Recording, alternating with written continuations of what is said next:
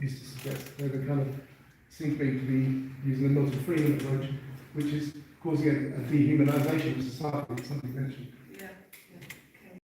I'm wondering why the parties can't be a little more creative or more original in thinking about economics.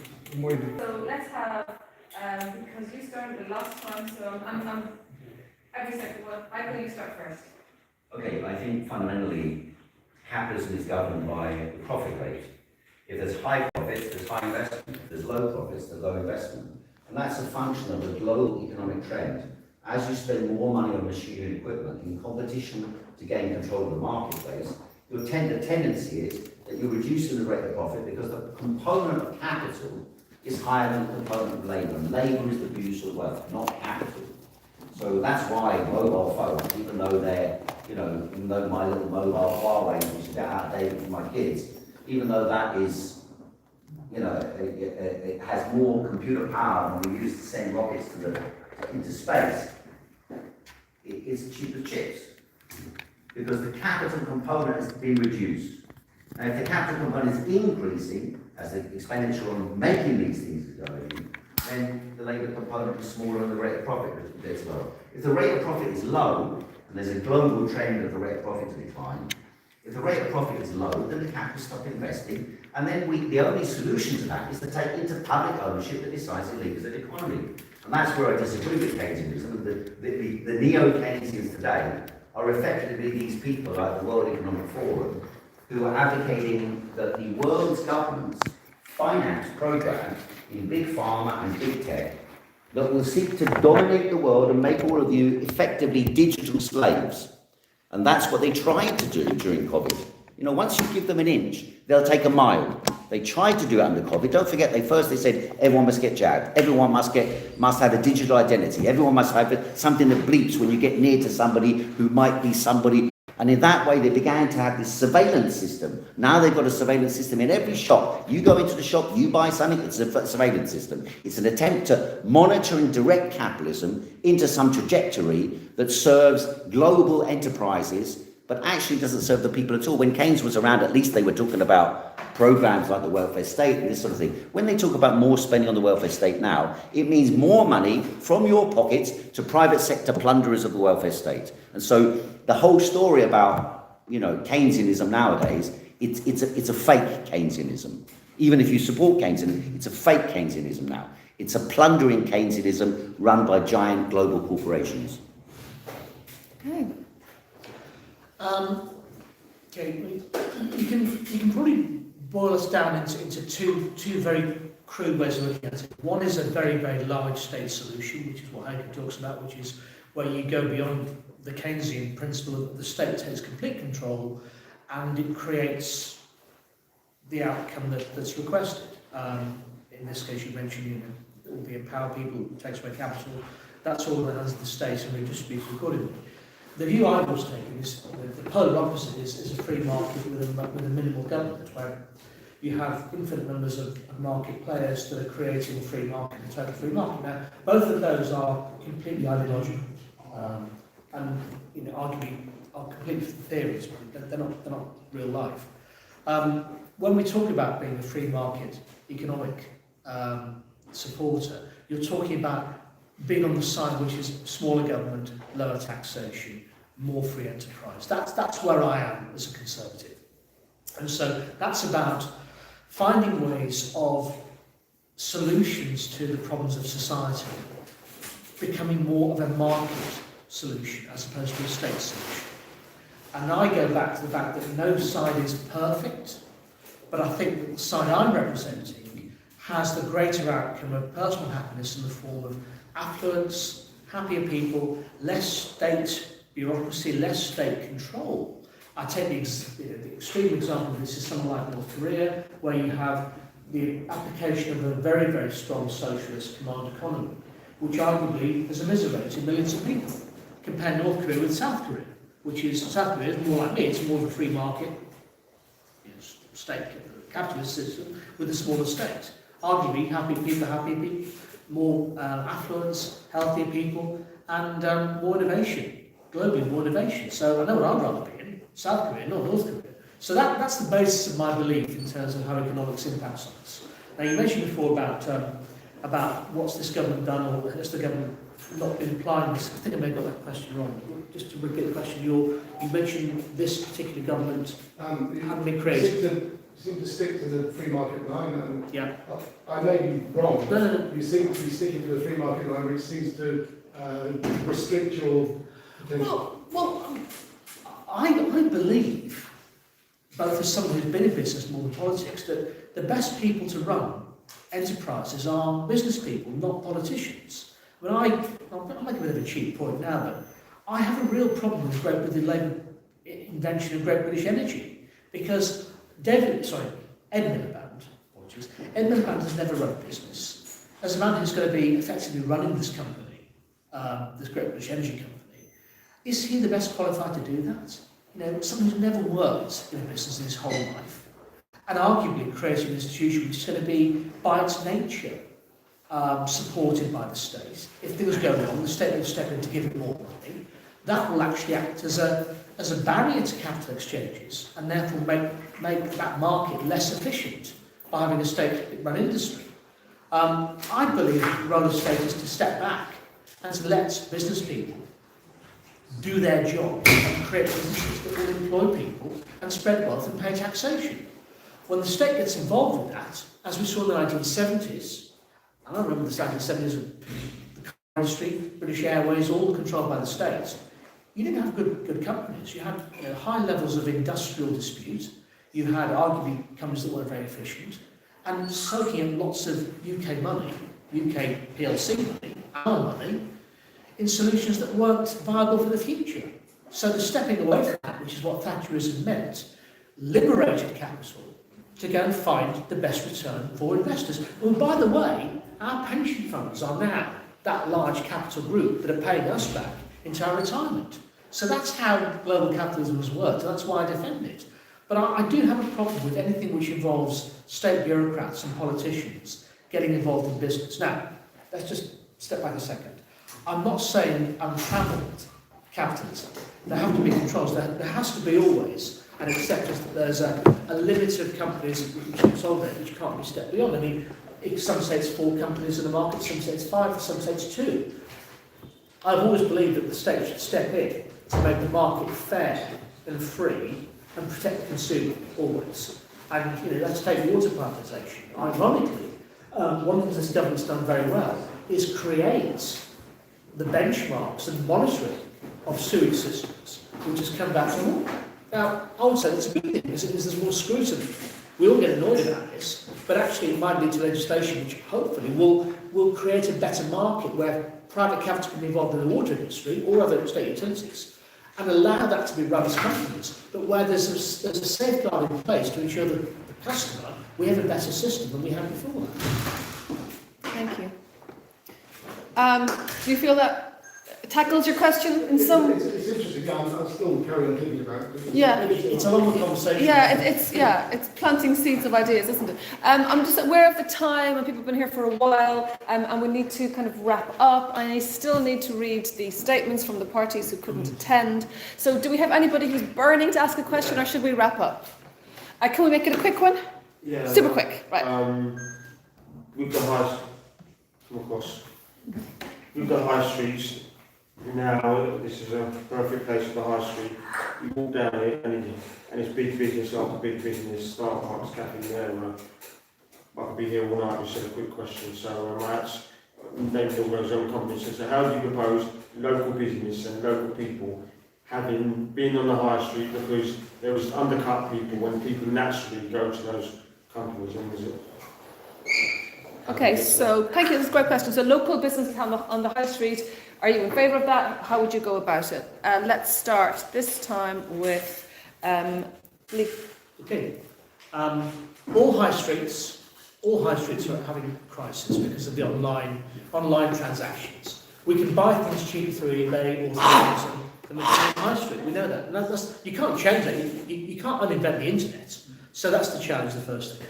I've got a plan, and I've talked about this before. The plan is, and I'm not going to, can't change the world. I'm talking about what we can do here in Putney.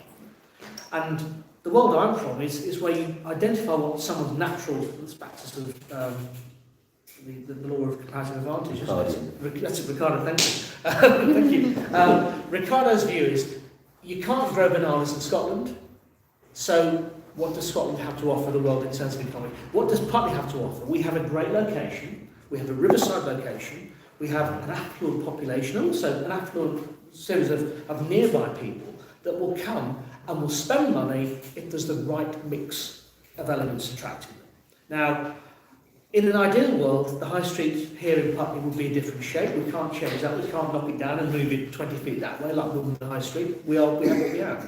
What we can do, therefore, is attract business, ideally local, but I'm not going to restrict it to local, because if it works well, it will employ local people and spread local wealth, which is what we want. You've got to find the right magnet, right?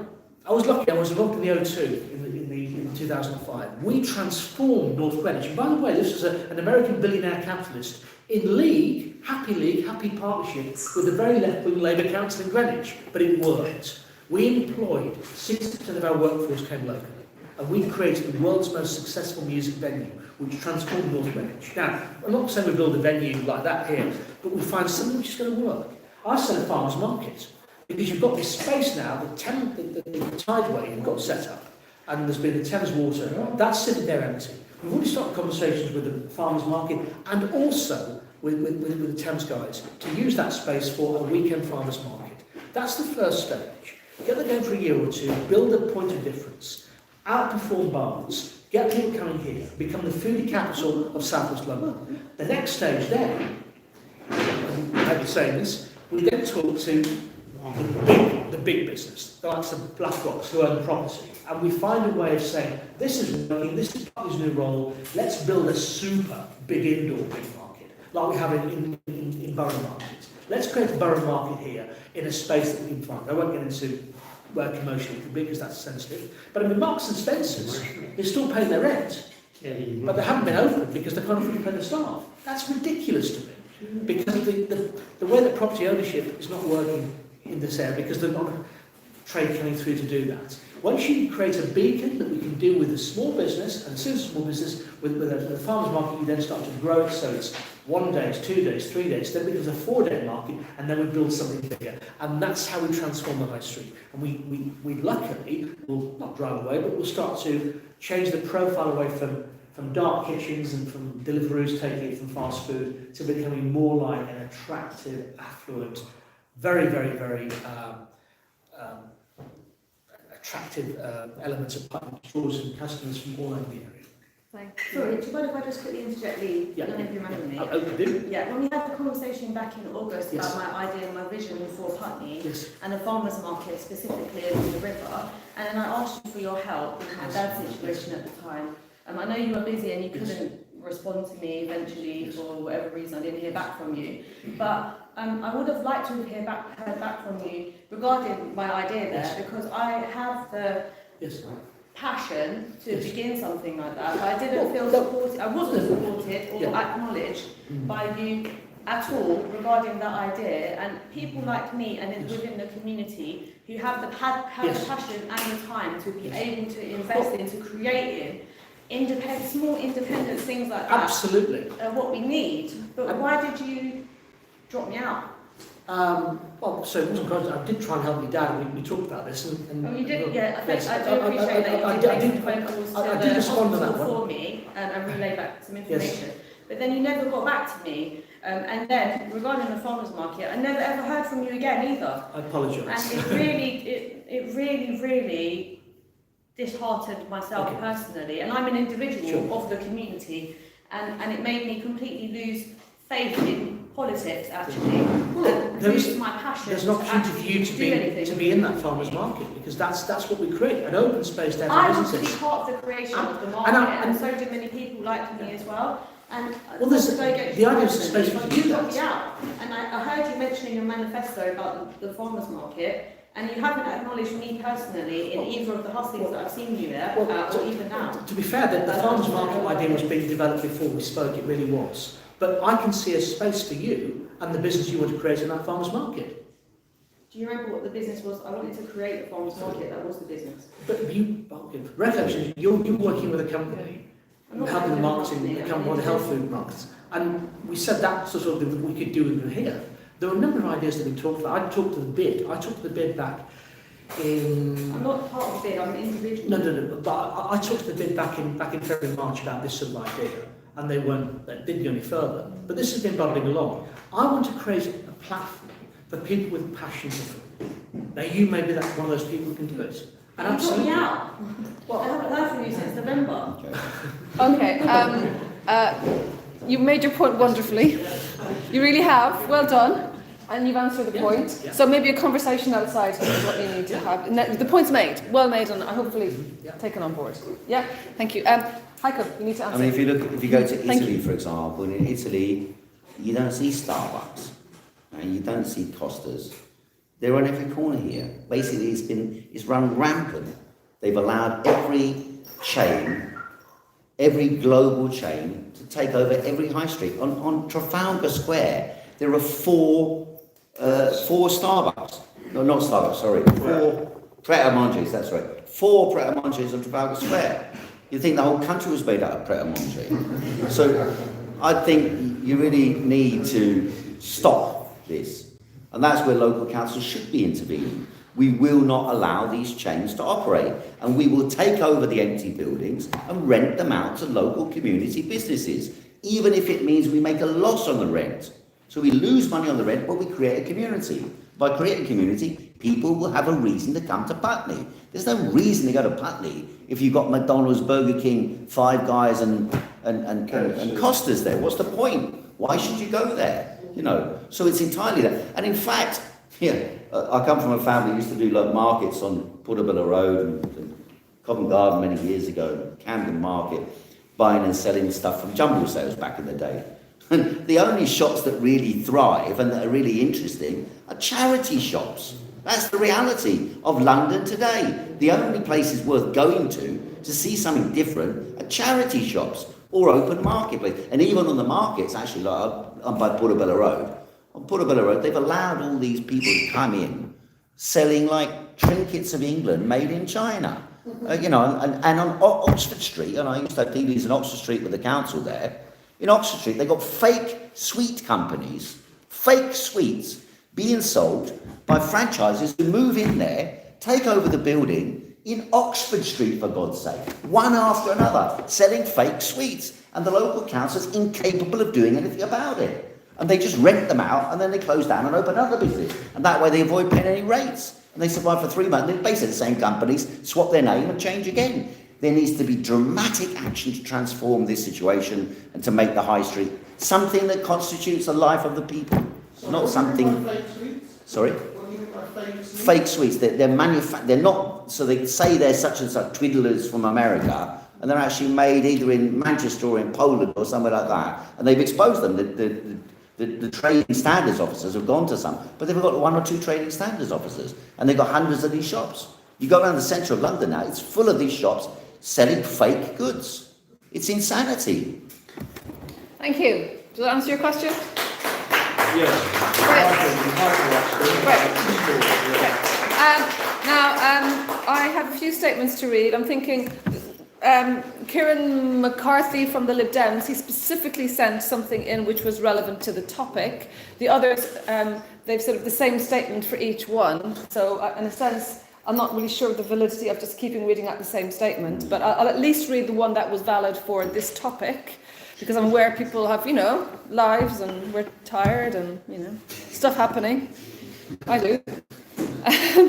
Right, so this is from Kieran McCarthy. It was the same statement.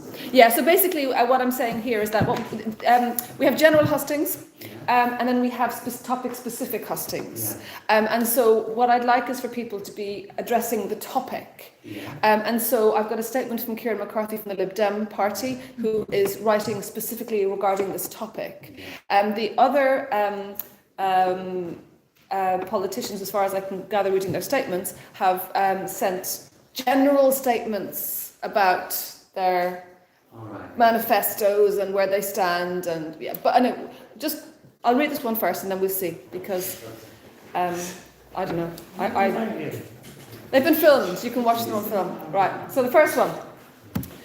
Kieran McCarthy from the Lib Dems. He said, "Hello all. I'm sorry I'm not able to make it this evening. I'm talking to some nursery school workers in Roehampton who've just come off strike because of the forced closure of their SEND school, and we weren't able to arrange another time. With respect to the subject under discussion tonight, I will keep my comments focused on one key topic, Europe. On Sunday, it was 8 years since the Brexit vote, something that will go down as the worst and most damaging political decision of a generation. At a time when wages have barely moved for over a decade, and following years of austerity coupled with the war in Ukraine, the pandemic, Liz Truss's disastrous budget, and the general economic mismanagement of this country, the decision to cut ties with our largest and nearest trading partner remains so ridiculous that the only way we appear to have been able to deal with it is to ignore it altogether. Well, no more. With this election, we will finally be rid of the architects, empire nostalgists, and useful idiots that made it happen. And we can have, you'll have right to reply, okay? I'm reading it like it's me. I'm a trained actor as well, by the way. I've done lots of stuff in my life, so, the passion is just because I'm reading it. With this election, we will finally be rid of the architects, empire nostalgists, and useful idiots that made it happen, and can have a proper grown-up discussion about what we do. And the Lib Dem answer is very simple. Join the single market and then figure out what else can be done. This is obviously not the full extent of my or my party's economic philosophy, but it is the most pressing issue. And with an election less than 2 weeks away, I urge you all to consider that and vote for the party that has remained consistent and focused on this issue, and the only one that the European Union has any abiding respect for. So vote for me, Kieran McCarthy, on the 4th of July to get us off this crazy train and back on a normal economic footing. Thank you all. So that was Kieran. Do you want to hear from Fleur, her statement? Yes, I think we should. Okay, it's a bit longer.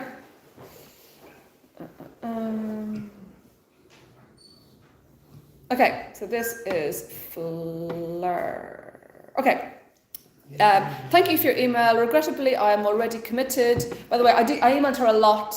I phoned the campaign office a few times. I've been doing my utmost to get her here. Okay, so I'm already committed at community campaigning events and won't be able to make the hustings this evening. I would be grateful if the statement could be read out. Thank you for your recent invitation to attend. I'm very much enjoyed the 4 hustings organised by the Putney and Roehampton churches together, South Thames College, the Southfields Grid Residents Association and the Putney Society, with attendance of about 200 people at each. I'm already committed to community campaigning this evening. If anyone here this evening would like me to call or visit them, they can get in touch with me by email. And she gives me the email of fleur.anderson@outlook.com. It's been an honour to serve our community and to be Shadow Paymaster General and new Shadow Minister for Northern Ireland. I'm a local mum with 4 children and a new baby granddaughter. I've lived in Wandsworth for 30 years. I got involved in campaigns to save my local children's centre and pub, then went on to be a Wandsworth councillor for 7 years. I ran a community centre in Battersea before becoming an MP, running programmes for older people and young people.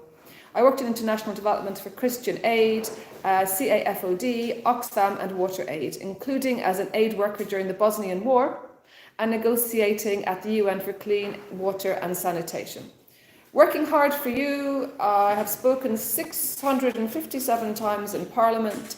I have asked 1,277 parliamentary questions. I have taken up over 34,000 constituency casework issues. In these 4 years, oh gosh, it goes on. In these 4 years since I was elected, sorry.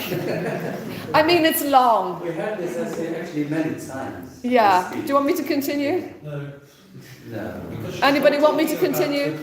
Anybody want me to continue? I mean, you can go on YouTube and see from... Yeah, it's basically the same. It's not necessarily talking about the issue, but if anybody wants me to continue. I think it should be made clear that it's not just that we've invited Fleur, but the Labour Party has been asked to send any representative. So it's a contempt for the people. That's the truth of the matter. That's what I think it is. Contemptuous behaviour.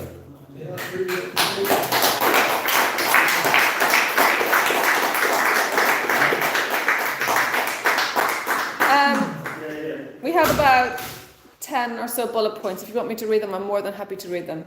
Will I read it quickly? See if I can speed read it? Okay, here we go. Over the past 5 years, I've been campaigning and I've been a campaigning MP and will keep campaigning on the issues that matter to us. And you can read about these and more here on my website. Saving Queen Mary's Hospital Urgent Treatment Centre, cladding and winning laws to make developers pay, saving the 14 and 74 bus route, getting a national ban on plastic wet wipes, calling for an immediate ceasefire in Gaza, increasing humanitarian aid, release of hostages and the official recognition of the State of Palestine, and a two-nation solution as the means to secure long-term peace in the Middle East. Fighting against mould in homes, champion our high streets, starting the Putney Environment Commission and campaigning on clean air, lobbying the government to reopen Hammersmith Bridge to buses and all vehicles, working to reset our relationship with the EU and the damage of Brexit, taking on an all-England tennis club and campaigning to save our green space. Most of all, campaigning for the best opportunities for all of us to live happy and healthy lives. That's it. Hey.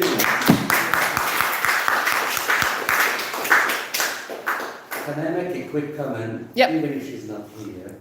I just realized even if she's not here, she's lying as well. Because the same lie she said before, campaigning for ceasefire, we all know that she abstained when she has the opportunity to vote for ceasefire. Yeah. And the second thing, the last time I asked her the question, it's really odd for someone like her to lie to me in the church. Oh, in church, that's... Yes. Big- She mentioned biggest daughter. that she is a Labour friend of Middle East. It doesn't exist. Okay. She's afraid to call herself Labour friend of Israel, that we all call here Labour friend of genocide. Well, this is being recorded. It'll be on the website. Yeah. And of course, Fleur is absolutely invited to come and comment at further hustings, as is anybody. I'd like to say something. On several ones before, people haven't been able to come, so the rejoin person has sent different people in their absence. We've had about 6 of these, and other candidates have sent other people. The rejoin bloke sent, we've seen 2 or 3 of them, and you know the Labour Party is a big party. They can send somebody. I'm not even. They couldn't be bothered even to turn up. Okay. Anybody else want to comment? Okay, because we're going to have fun. Quickly. As the chair, would you be able to email her, because it seems that the public opinion is there's 2 big things that they would like her to answer, and perhaps you could email her and get an email response. One is the gentleman's point. It seems to be a hot potato that she is being hypocritical about being a friend of Palestine, but is not. Yep. Perhaps you could email her and Yep. ask her for a reply. And the second hot potato seems to be from when we were at Putney Heath. There seems to be a big outcry that she has completely turned a blind eye to the people of those estates, like Ashworth. Absolutely. Okay. So, Right. can I add to? Just one sec. The reason why I was checking my phone was not to be rude, but because I did email her before, just because she said she couldn't make it tonight, and I said, "Can you make it to Annie?" You know, so if I got a response, I would have told you which one she would be at. So that's why I was on my phone. So apologies What for I'm that. saying is, So- what do you think about emailing her about those things? Well, basically, I've been emailing her regularly to ask her to attend, and I'm. No, I'm saying email her those 2 questions. Yeah, no, happy to do that. Yeah. Sorry, Lee. Yeah, I mean, there's 2 points that come to mind. And the first one is about the buses at Hammersmith Bridge. On both occasions, she's been a defender and an apologist for Sadiq Khan. Absolutely. Sadiq Khan, not the government, cut the buses. Sadiq Khan has run away from the bridge completely. His apologist, Fleur Anderson, has stood up countless times saying the government should pay, the government should pay. You look at the Labour Party manifesto, Rachel Reeves will not pay. So Fleur is now snookered. Because she's saying all the time central government should pay, Labour won't pay for it. Our solution, my solution putting forward is the Mayor and TfL should take control of it. Like they do with Lambeth Bridge, like they do with Tower Bridge. It's a major, major bridge, and it's upsetting our local economy. Sadiq Khan's prepared to spend 1.2 billion pounds on a tunnel in East London and do nothing about Hammersmith Bridge. So that's my point. And Fleur said nothing about that. She deflects it completely. The second point about Ashburton. The way that she has, again, apologised for the Labour Council is terrible. And it just shows what she'd do if she was a Labour MP with a Labour majority government. She wouldn't defend you. She'd back the government all the way. She was Shadow Paymaster General until about a year ago. What does that mean, sir? It's a strange cabinet position. it means what we want it to mean. It's basically it's a job that they give people who are doing special bespoke jobs for the government. It's not the Chancellor of the Duchy of Lancaster, which is a bigger version. It's a cabinet role, and she was demoted from it. There was this appalling press release that was just tying herself not saying she's not really been demoted, but she was demoted. So I would say that she'd do anything to get back into the cabinet now, including sending you guys down the line. That's on YouTube now, so I'm sure there'll be responses. Okay, so we really do need to wrap up. Heiko, I'm going to give you a chance to, a few minutes to wrap up, talk about the topic, and then I'll go back to you, Lee. Okay? So I'll be quick. Okay. I mean, what we've been trying to do in holding these debates is to create an atmosphere where people feel they're participating in the discussions that go on in the background about what should happen in society. And the participation in an election is not just watching television and responding to what you get visually on the television and crossing a piece of paper according to what the television are basically telling you is an anointment of the Labour Party. And so I'm very grateful to Lee in particular, who's turned up to every debate that he possibly could. And to the other candidate, the Reform candidates also been coming regularly. And I would ask, the other candidates, the other candidates are very small parties. Obviously they've got logistical difficulties in arranging it. But for the Labour Party not to turn up, I really think we should almost move a resolution to demand that the Labour Party turns up, because it is utterly contemptuous of the people in this country. Can we have a show of hands who would request that Labour Party send somebody to the future meetings? 1, 2, 3, 4, Send 5, 6, Boris 7, 8, Johnson. 9, 10, 11, 12, Then 27. I'm counting 28 hands. Okay. Anyone against? Anybody against? Yeah. Anybody against the resolution? 1. I wonder why. So how many for? I counted 28. Motion passed.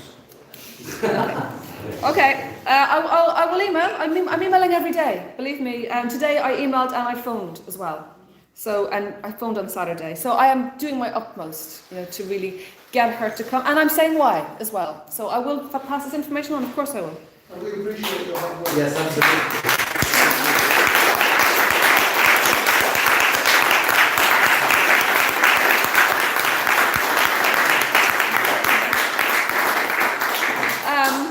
I also propose we send a press release to the local papers expressing our disgust that our leading parliamentary candidate, who's supposed to be the foregone conclusion winner of this seat, can't be bothered to meet her constituents.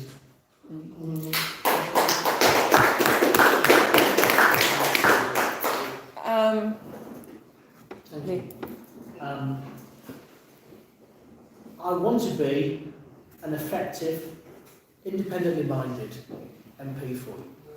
I want to be the person that will stand up against what will probably be a majority Labour government, a Labour council and a Labour mayor all at the same time. I want to come in with a fresh view, untouched by politics in the past. I've never been in politics. My background's very different.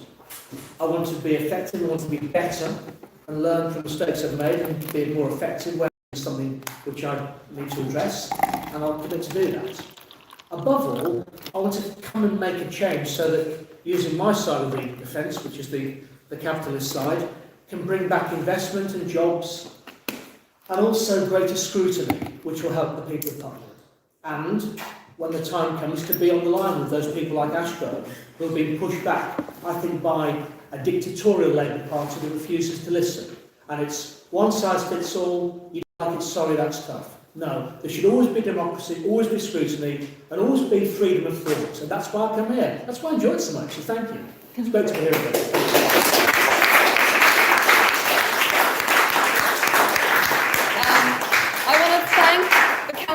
Coming. Peter Hunter obviously came as well. He sent a text saying thank you and apologies he had to go. I want to remind you all that there are further hustings. Please spread the message. The next one is going to be, would you believe it, tomorrow night. And yeah, Tuesday night, and it's a general one. Yes, that's correct. In Ashcroft. Oh, I used to teach there. Oh, I'm going to have nightmares. Sorry, no, it was lovely. It was great. It was great. It was wonderful. It was a great experience. Great experience teaching there. Yeah, that'll be fairly early. We're going to try for a sort of a 5:30ish start, but 5:30 for 5:45. General hustings, Ashcroft Technology Academy tomorrow. Then we're back here in the library on Wednesday. On Wednesday, the topic is war and peace, people on the planet, the environment, and war, conflict. Okay, but there's plenty more. Please, yeah, there's plenty more. Please take flyers. They're there. And the videos of the meetings are all put online. Yeah. Recorded by a good cameraman. Yeah. So there's a shout out for Siraj who's recording this, and they'll be put on Putney Debates website. First statement, I think I heard you saying that different hustings. Am I right saying there's different hustings? Not hustings, no. So basically, she's talking about previous hustings. So there were some already which she attended, and now she's basically saying that she's kind of done with coming to. Okay, thank you very, very much, everybody. Much appreciated.